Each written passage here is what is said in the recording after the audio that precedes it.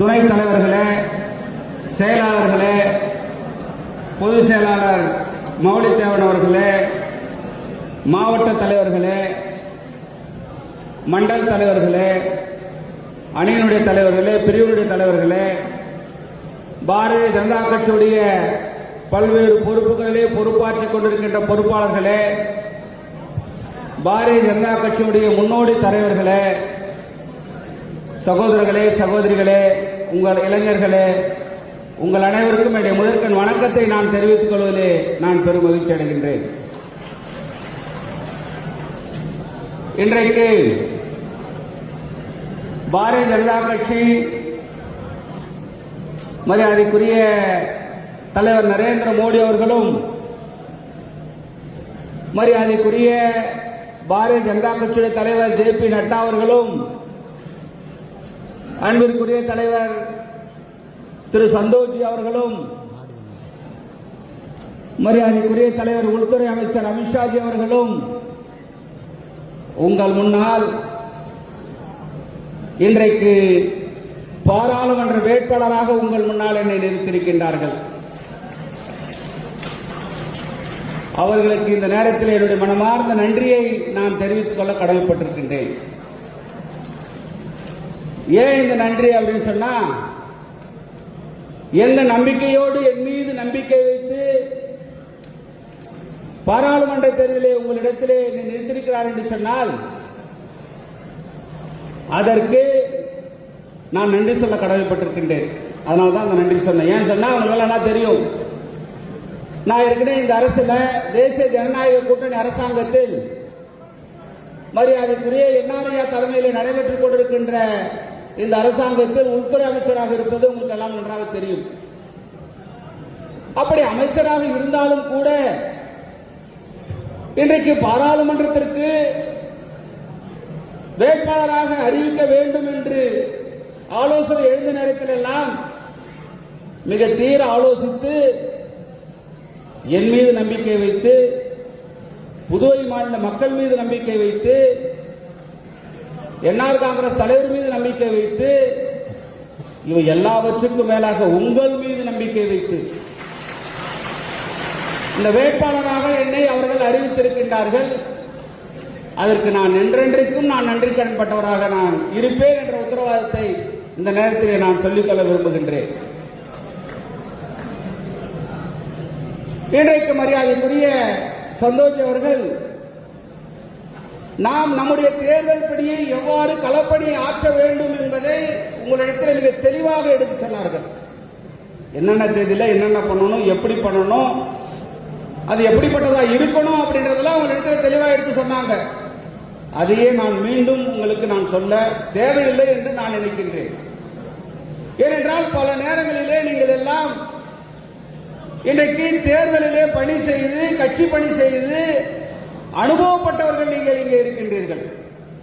எப்படி தேர்தல் பணியாற்ற வேண்டும், எப்படி கட்சி பணியாற்ற வேண்டும், எப்படி மக்களை அணுக வேண்டும் என்ற அனைத்து விஷயங்களையும் தெரிந்தவர்கள் நீங்கள். அதனால் நான் உங்களுக்கு அதிகமாக சொல்லாமல் ஓரிரு கருத்தை மட்டும் நான் உங்களிடத்தில் இருந்து பகிர்ந்து கொண்டு நான் விடைபெறலாம் என்று இருக்கின்றேன். ஏன்னா நீங்களும் ரொம்ப பசியா இருப்பீங்க, கிட்டத்தட்ட 1 நாள் ஆகுது, பசியா இருக்கு. ஆனால் ரொம்ப நேரம் நான் உங்களை காக்க வைக்காம ஓரிரு விஷயங்களை மட்டும் உங்களிடத்திலே நான் பகிர்ந்து கொண்டு என்னுடைய பேச்சை நான் முடிக்கலாம் என்று இருக்கின்றேன். 2 விஷயம்தான். நாம மக்கள்கிட்ட கொண்டு செல்லுகின்ற பொழுது சந்தோஷ் அவர்கள் வீடு வீடாக சென்று நாம் வாக்குகளை சேகரிக்க வேண்டும் என்று ஒரு கருத்தை சொன்னார்கள். அப்படி நாம் வாக்குகளை சேகரிக்கின்ற பொழுது நம்முடைய வார்த்தைகள், நம்முடைய அணுகுமுறை மிக தெளிவாக இருக்க வேண்டும். அந்த அணுகுமுறையிலே தான் நம்முடைய வாக்கை நாம் கவர்வதற்கு அது எளிதாக இருக்கும். எனவே அந்த அணுகுமுறை என்பது நமக்கு முக்கியம். நாம் ஒரு நோட்டீஸ் கொடுக்கிறதா இருந்தாலும் சரி, அவர்கிட்ட பேசுவதாக இருந்தாலும் சரி, அவர்களை பாரதிய ஜனதாவிற்கு வாக்களிக்க வைப்பதாக இருந்தாலும் சரி, அந்த அணுகுமுறை என்பது நமக்கு மிக முக்கியமான ஒன்றாக இன்றைக்கு இருக்கின்றது. அது பார்த்தீங்கன்னா நம்முடைய பாடி லாங்குவேஜ், நம்முடைய சொல், நம்முடைய வார்த்தை ஒவ்வொன்றும் நமக்கு ஓட்டு போடக்கூடாது நினைக்கிறது கூட மாற்றணும். அப்படி இருக்கணும். அப்பதான் நாம் நம்முடைய எதிர்பார்த்த அளவிற்கு நாம் வெற்றி பெற முடியும். என்னை பொறுத்த வரைக்கும் நான் ஒரு உறுதியா சொல்றேன், கான்பிடண்டா இருக்கிறேன். நாம் வெற்றி பெற்று விட்டோம். அதுல மாறுபட்ட சந்தேகம் இல்ல. சந்தேகம் உங்களுக்கு எல்லாம் இருக்குதா? உங்களுக்கு எல்லாம் சந்தேகம் இருக்குதா? அது வேட்பாளரா எனக்கு சந்தேகம் இல்ல. அதுக்காக நம்ம வீட்டுல போய் படுத்துடலாமா? படுக்க கூடாது. நம்முடைய எண்ணம், நம்முடைய லட்சியம், நம்முடைய சிந்தனை மாற்று கட்சி வேட்பாளரை, எதிரணி வேட்பாளரை டெபாசிட் இழக்க செய்ய வேண்டும். நம்ம ஜெயிக்கிறது பெருசு இல்ல, அது நமக்கு முக்கியம் அல்ல. எதிரணி வேட்பாளரை டெபாசிட் இழக்க செய்வதுதான் நாம் செய்கின்ற, நாம் இவ்வளவு நாள் கட்சி செய்வதற்கான அர்த்தம் அதில் புரிந்திருக்கும். இவ்வளவு நாள் நம்ம எல்லாம் கஷ்டப்பட்டு என்ன புண்ணியம்? நீங்களும் நானும் இரவு பகல் பாராமல் பல நேரங்களிலே நம்முடைய கட்சியினுடைய கூட்டங்கள் எப்பப்பெல்லாம் நம்ம அழைக்கின்றார்களோ அப்பெல்லாம் உடனடியாக வந்திருந்து கட்சி என்ன வேலை செய்யுதோ அதை நாம செஞ்சிருக்கிறோம். அப்படி அதை செய்கின்ற பொழுது இன்னைக்கு இவ்வளவு தூரம் நம்ம கஷ்டப்பட்டு இன்னைக்கு நம்ம ஜெயிக்கிறதுக்கு கஷ்டப்பட்டோம். அது இல்ல, எதிரணி வேட்பாளரை டெபாசிட் இழக்க செய்து நாம் ஜெயிக்க வேண்டும். அதுதான் நமக்கு இருக்கிற இன்னைக்கு டார்கெட். அப்படி இருக்கின்ற சூழ்நிலையிலே நாம் மக்களிடத்தில் சொல்லும்போது ரெண்டே விஷயம் தான். ஏன் பாரதிய ஜனதாவிற்கு வாக்களிக்க வேண்டும், ஏன் காங்கிரசுக்கு வாக்களிக்க கூடாது? இந்த ரெண்டு விஷயம் தான், வேற ஒண்ணு அதிகமாவே நம்ம சொல்ல தேவை. ரெண்டே விஷயம் சொல்லணும். இன்றைக்கு மத்தியில் ஆளுகின்ற நம்முடைய தேசிய ஜனநாயக கூட்டணி அரசாங்கத்தினுடைய பாரத பிரதமர் திரு நரேந்திர மோடி அவர்கள் இந்த 10 ஆண்டு காலம் மக்களுக்கு செய்த சாதனைகளை மக்களிடத்தில் சொல்லி ஓட்டு கேட்க வேண்டும். கிட்டத்தட்ட பாத்தீங்கன்னா நம்முடைய புதுவை மாநிலத்தில் 3,65,000 மேற்பட்ட மத்திய அரசுடைய பயனாளிகள் இன்றைக்கு புதுவை மாநிலத்தில் இருந்திருக்கின்றார்கள். அது எந்த விஷயத்திலாக இருக்கட்டும், அது ஆயுஷ்மான் பாரதா இருக்கட்டும், பிரைம் மினிஸ்டர் ஆவாஸ் யோஜனாவாக இருக்கட்டும், அது செல்வ மகள் திட்டமாக இருக்கட்டும், அது எல்பிசி கேஸ் சிலிண்டராக இருக்கட்டும், அது மட்டும் இல்லாம பாத்தீங்கன்னா நம்முடைய கரீப் கல்யாண் அன்ன யோஜனா திட்டமாக இருக்கட்டும், இப்படி எந்த திட்டமாக இருந்தாலும், நம்முடைய விவசாயியுடைய அந்த கௌரவ திட்டமாக இருந்து எந்த திட்டமாக இருந்தாலும் இன்றைக்கு அனைத்து தரப்பு மக்களும் நம்முடைய பாரத பிரதமர் திட்டத்தால், பாரதிய ஜனதா கட்சியுடைய திட்டத்தால் அனைவரும் பயனடைந்திருக்கின்றார்கள். அதை மக்களுக்கு எடுத்து சொல்ல வேண்டும். நிறைய பேருக்கு இது யார் கொடுத்தாங்கன்னு தெரியாம இருக்கு. அதை மக்களுக்கிட்டே நாம் எடுத்து சொல்ல வேண்டும். அதே போல நம்முடைய புதுவை மாநிலத்தில் மரியாதைக்குரிய என்ஆர்ஐயா தலைமையில் நடைபெற்றுக் கொண்டிருக்கின்ற தேசிய ஜனநாயக கூட்டணி அரசாங்கம், என்ஆர் காங்கிரசும் பாரதிய ஜனதா கட்சியும் இணைந்த இந்த அரசாங்கம் தேர்தல் நேரத்தில் எந்த வாக்குறுதியை கொடுத்தோமோ அந்த வாக்குறுதி எல்லாம் இன்றைக்கு மக்கள் மத்தியிலே நாம் ஒவ்வொன்றாக இன்றைக்கு நிறைவேற்றிக் கொண்டிருக்கின்றோம். இன்னைக்கு போற நேரம் ஒண்ணுமே இல்ல, மக்கள் எந்த குறையும் சொல்லல, மிக முகமலர்ச்சியோடு உற்சாகத்தோடு இளைஞர்களும் பெரியோர்களும் தாய்மார்களும் உற்சாகமா எங்களை வரவேற்கிறாங்க. அதை பார்க்கும்போது எங்களுக்கு பூரிப்பாக இருக்கின்றது. நாம் கடந்த காலங்களில் மக்களுக்கு செய்த நன்மைகள் நமக்கு இன்றைக்கு இத்தகைய வரவேற்பை கொடுத்திருக்கின்றது என்று நினைத்து பார்க்கின்ற பொழுது எந்த அளவிற்கு நாம் மக்களுக்கு சேவை செய்திருக்கின்றோம், எந்த அளவிற்கு நாம் மக்களுக்கு திட்டங்களை நிறைவேற்றி இருக்கின்றோம் என்பதை நம்மால் உணர முடிகின்றது. அதே மாதிரி பாத்தீங்கன்னு சொன்னா இன்னைக்கு மக்கள் கேட்கறது ஒரே ஒரு கேள்விதான், முதலமைச்சர் கேட்கறது ஒரே ஒரு கோரிக்கை தான். ஐயா, நாங்க உங்களுக்கு ஓட்டு போடுறோம், நாங்க முடிவு பண்ணிட்டோம், நாங்க தாமரத்துக்கு தான் ஓட்டு போட போறோம், நீங்க தான் ஜெயிக்க போறீங்க. நீங்க ஜெயிச்சு வந்த பிறகு எங்களுக்கு இலவச அரிசி திட்டத்துக்கு பதிலா நீங்க பணம் கொடுத்துட்டு இருக்கீங்க, அது எங்களுக்கு போதுமானதா இல்ல, எங்க குடும்பத்தில் அந்த வேறு வேறு செலவுக்கு அதை பயன்படுத்திடுறாங்க, அதனால அது எங்களுக்கு மீண்டும் அரிசியாக கொடுங்கள் என்ற ஒரு ஒற்றை கோரிக்கை தான், வேற கோரிக்கை மக்களிடத்திலிருந்து இல்ல. அதையும் முதலமைச்சர் அவர்கள் தேர்தலுக்கு பிறகு நீங்கள் விரும்பியபடி அதை அரிசியாகவே உங்களுக்கு தருகின்றோம் என்ற வாக்குறுதியை மக்களிடத்தில் கொடுத்திருக்கின்றார்கள். இதை மக்களிடத்தில் கொண்டு செல்ல வேண்டும். இதெல்லாம் மக்களுக்கு எடுத்து சொல்ல நிறைய பேருக்கு தெரியாது. எவ்வளவு பேர் பேப்பர் படிப்பாங்கன்னு தெரியாது, எவ்வளவு பேர் டிவி பார்ப்பாங்கன்னு தெரியாது. அப்படி மக்களிடத்திலே இதெல்லாம் இந்த வந்தனா ஏன் பாரதிய ஜனதாக்கு ஓட்டு போட்டா இதெல்லாம் கிடைக்கும், ஏற்கனவே இதெல்லாம் கொடுத்திருக்கிறோம், எதிர்காலத்தில் ஓட்டு போட்டா இதெல்லாம் கிடைக்கும் அப்படின்னு சொல்லணும். ரெண்டு விஷயம், நாம இது வரைக்கும் என்ன செஞ்சிருக்கிறோம், ஓட்டு போட்டு நம்முடைய பாரதிய ஜனதா கட்சிக்கு தாமரை சின்னத்திற்கு ஓட்டு போட்டு நீங்கள் பாராளுமன்ற உறுப்பினராக நீங்கள் தேர்ந்தெடுத்தால் என்ன நன்மைகள் இந்த புதுச்சேரி மாநிலத்திற்கு கிடைக்கப் போகின்றது? அதை நாம் மக்களுக்கு விளக்க வேண்டும், சொல்ல வேண்டும். அந்த கடமையும் பொறுப்பும் நமக்கு ஒவ்வொருத்தருக்கும் இருக்குது. அப்போ அது நம்ம என்ன சொல்லணும்? அப்படி என்ன சொல்லணும் அப்படின்னு கேட்டீங்கன்னா, இன்றைக்கு மரியாதைக்குரிய சந்தோஷ் அவர் சொல்றது போல மத்தியிலும் மாநிலத்திலும் ஒரே ஆட்சி இருக்கின்ற பொழுது, ஏன்னா நம்முடைய மாநிலம் யூனியன் பிரதேசம், அப்படி யூனியன் பிரதேசமாக இருக்கின்ற இன்றைக்கு மத்தியிலும் நம்முடைய ஆட்சி, மாநிலத்திலும் நம்முடைய ஆட்சி, மீண்டும் நம்முடைய பாரத பிரதமர் திரு நரேந்திர மோடி அவர்கள் தான் இந்த நாட்டுடைய பிரதமராக வரப்போகின்றார். 400க்கும் மேற்பட்ட பாராளுமன்ற உறுப்பினர் சீட்டுகளை பெற்று மீண்டும் நம்முடைய நரேந்திர மோடி அவர்கள் பாரத பிரதமராக வர இருக்கின்றார். அப்படி பாரத பிரதமராக தேசிய ஜனநாயக கூட்டணி அரசாங்கம் மத்தியில் அமர்கின்ற பொழுது, இன்றைக்கு மாநிலத்தில் நம்முடைய தேசிய ஜனநாயக கூட்டணி அரசாங்கம் வந்து கொண்டிருக்கின்றது. நம்முடைய ஆட்சி காலம் இன்னும் 2 ஆண்டு இருக்கு. நம்முடைய மாநிலத்திற்கு நம்முடைய ஆட்சி காலம் இன்னும் 2 ஆண்டு இருக்கு. இந்த 2 ஆண்டுகளிலே மத்திய அரசோடு மத்திய அரசும் மாநில அரசும் இணைந்து புதுவை மாநிலத்துடைய வளர்ச்சி மேலும் வலுப்படுவதற்கு, மேலும் வளர்ச்சி அடைவதற்கு என்னென்ன திட்டங்களை எல்லாம் மத்திய அரசிலிருந்து கொண்டு வந்து நாம் புதுவை மாநிலத்தை வளப்படுத்த முடியுமோ, அது சுற்றுலா திட்டமாக இருந்தாலும் சரி, அல்லது நம்முடைய புதுவை மாநிலத்தினுடைய மேம்பாட்டு வளர்ச்சி திட்டங்களாக இருந்தாலும் சரி, அல்லது மக்களுடைய பொருளாதார திட்டங்களாக இருந்தாலும், பொருளாதாரத்திற்கான வளர்ச்சியாக இருந்தாலும் சரி, நம்முடைய இளைஞருடைய வேலை வாய்ப்பாக இருந்தாலும் சரி, இப்படி நம்முடைய விவசாயிகளுடைய அடிப்படை வாழ்வாதாரத்தை உருவாக்குகின்ற திட்டமாக இருந்தாலும் சரி, இப்படி எந்த திட்டமாக இருந்தாலும் அதை கொண்டு வந்து மத்திய மாநில அரசுகளுக்கு உறவு பாலமாக இருந்து அந்த திட்டங்களை எல்லாம் கொண்டு வந்து நாங்கள் நிறைவேற்றுவோம் என்பதை மக்கள் மத்தியிலே நாம் வாக்குறுதியாக கொடுக்க வேண்டும். இவற்றையெல்லாம் மக்கள் மத்தியிலே வாக்குறுதியாக கொடுக்க வேண்டும்.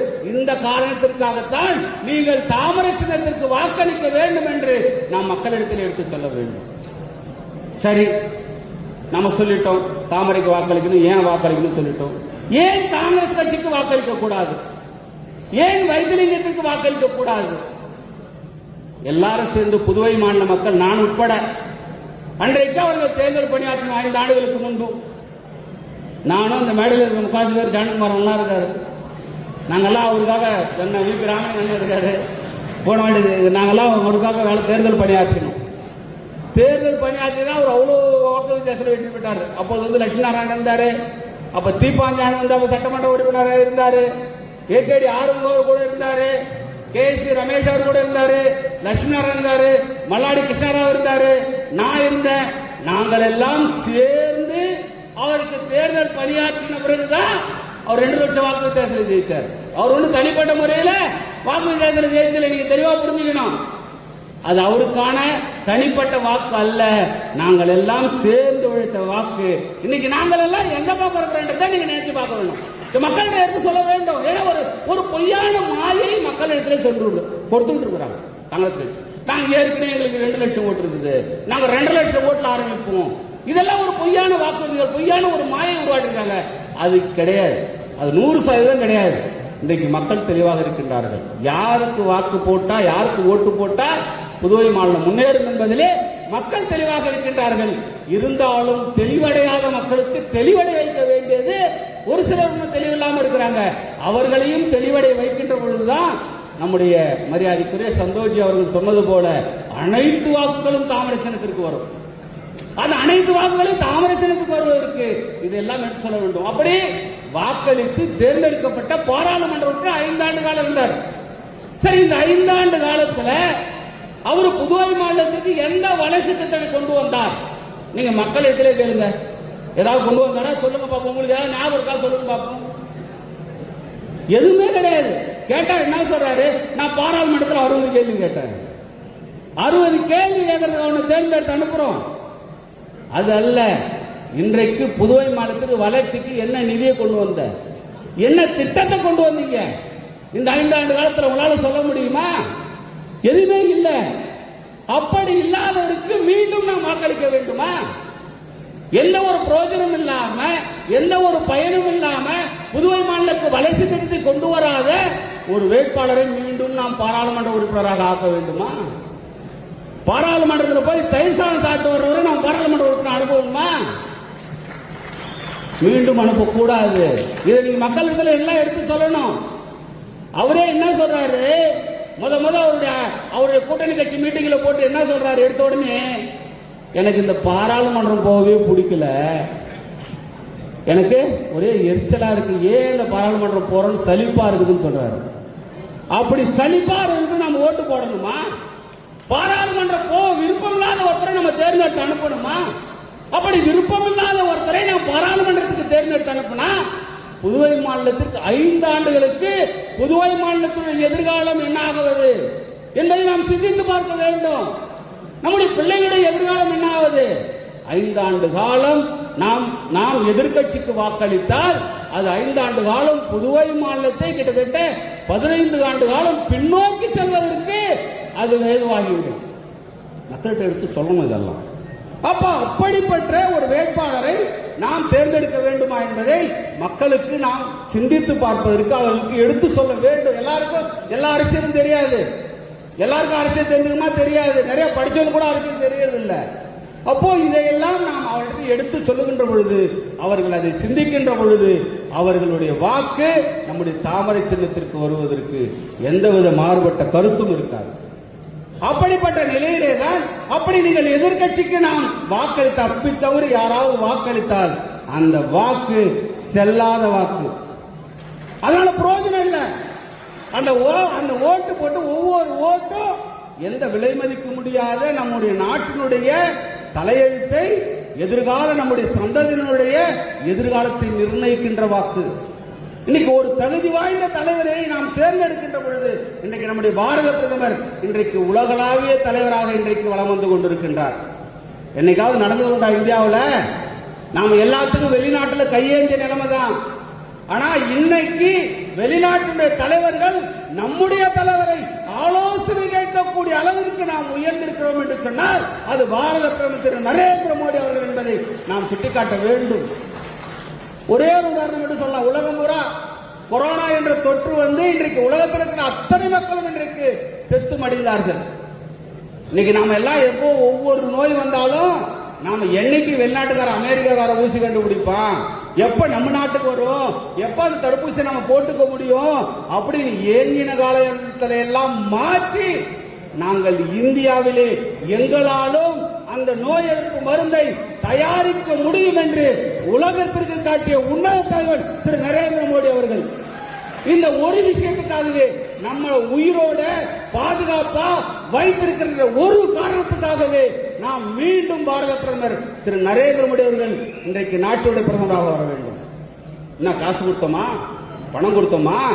அந்த நேரத்தில் எத்தனை லட்சம் வேணாலும் நம்முடைய உயிரை காவல் பண்றதுக்கு செலவு பண்ண தயார் இருந்த நாம இலவசமாக அந்த மருந்தை நம்முடைய நாட்டில் இருக்கின்ற அத்தனை கோடி மக்களுக்கும் இலவசமாக கொடுத்து நம்முடைய உயிரை காப்பாற்றிய அந்த தலைவனுக்கு நாம் எப்போ நன்றி கடன் செய்ய போறோம்?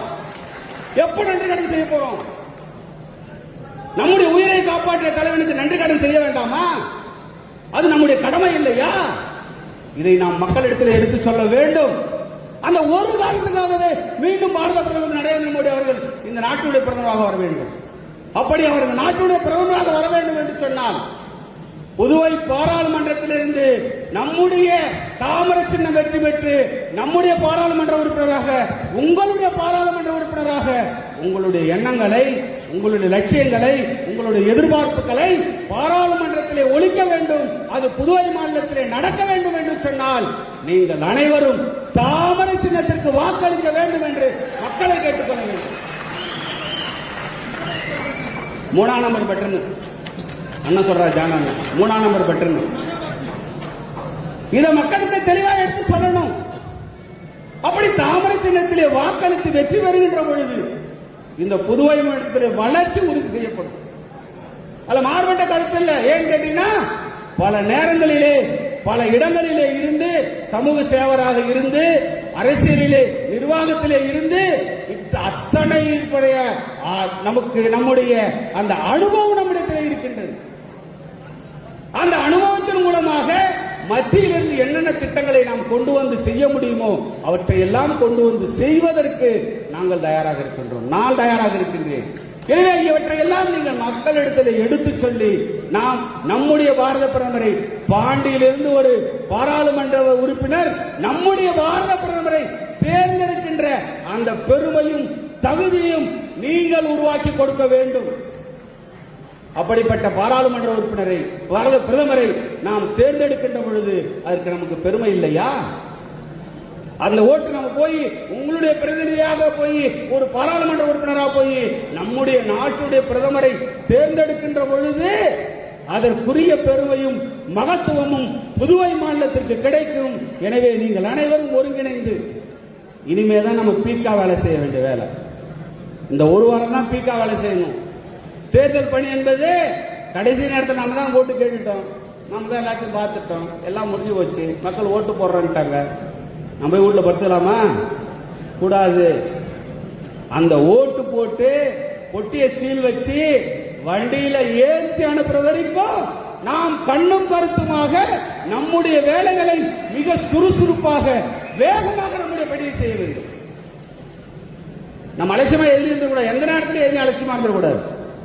அந்த அலட்சியமே நமக்கு ஒரு பின்னடைவை கொடுத்து விடும். அதனால எந்த நேரத்திலும் அலட்சியம் இல்லாமல் நாம் இந்த ஒரு வார காலத்துக்கு நாம் மிகவும் சுறுசுறுப்பாக பணியாற்றி நம்முடைய வாக்குகளை எல்லாம் தாமரை சின்னத்தில் நான் ஏற்கனவே சொன்னதைப் போல எதிர்க்கட்சியுடைய வேட்பாளர் டெபாசிட் இழக்க செய்கின்ற அளவிற்கு உங்கள் தேர்தல் பணி இருக்க வேண்டும் என்று சொல்லி உங்கள் அனைவரையும் வேண்டி விரும்பி கேட்டுக்கொள்கிறேன். நன்றி, வணக்கம்.